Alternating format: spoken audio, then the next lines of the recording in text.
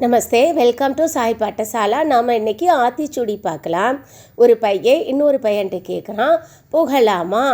அம்மா, நேரம் ஆகிவிட்டது, சாப்பாடு வேண்டாம் என்றான். அப்போது அந்த பையன் கேட்டான், வகை வகையான கற்களை எடுத்து வந்தாயா? ஆசிரியர் சொல்லியிருந்தாரே. காலையில் செய்ய நினைத்தேன், ஆனால் நேரமில்லை என்றான் இன்னொருவன். அப்போது முதல்ல உள்ள பையன் சொன்னான், இதோ பார், நான் சேகரித்து விட்டேன்.